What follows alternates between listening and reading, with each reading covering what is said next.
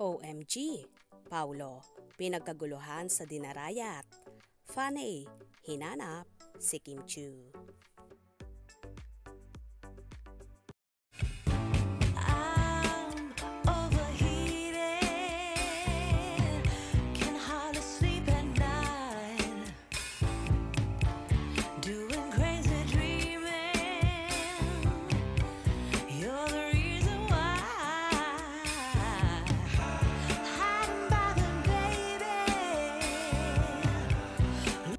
Pinagkaguluhan nga ang lead star ng seryeng What's Wrong with Secretary Kim na si Paulo Avellino sa dinarayat sa Talavera, Nueva Ecija. Dinumog nga ng ating mga kababayan doon ang mga kapwa-artista na guest sa naturang event na yon. Lalong higit si Paulo na so fresh, handsome at look young. Si Paulo halatang in love na in love. Kanino kaya?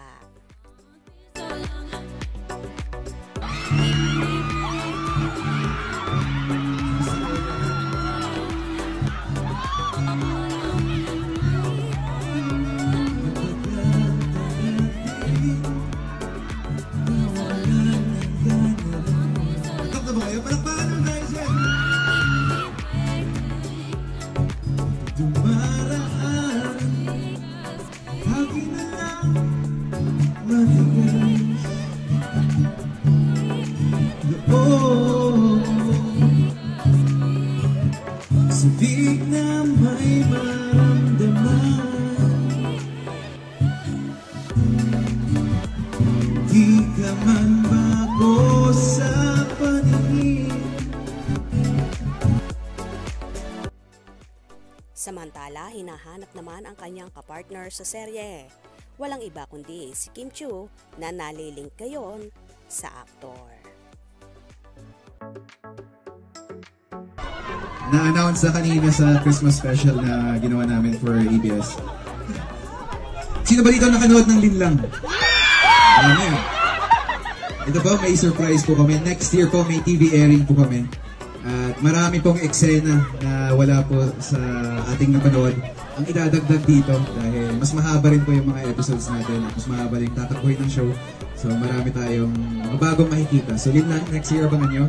At syempre, ang What's Wrong with Secretary Kim.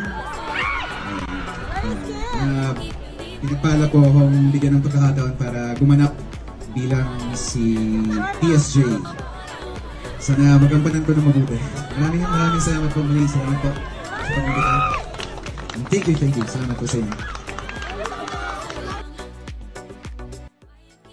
Panay nga ang tilian ng lahat ng lumabas na ng stage si Paulo at nakimingle pa ang aktor sa isa sa mga fan na halos lahat naman ay kinilig at nainggit kay girl lalo na ito dahil nga nakasama niya si Paulo sa stage.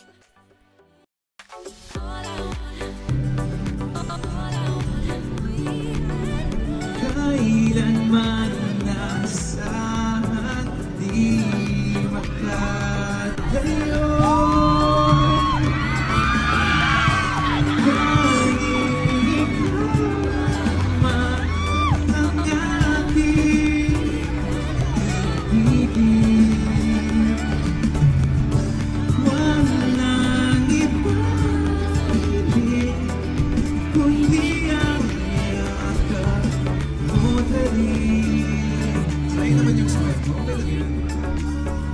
Round two.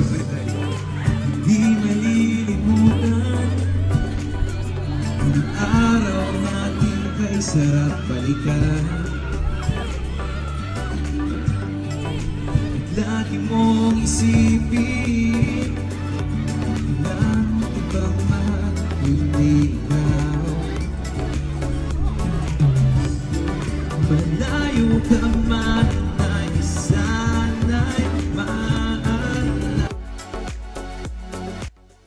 So, masasabi ngang isa si Paulo Avellino sa in-demand ngayon sa mundo ng showbiz. At talaga namang inaabangan na ang serye nila ni Kim Chiu na What's Wrong with Secretary Kim na for sure maghahatid ng pakilig at mai-inlove kayo sa storya nito. Kaya naman tumutok at wag na wag pahuhuli sa mga maiinit na kaganapan. Anong inyong magiging reaksyon sa bidyong ito? Comment below.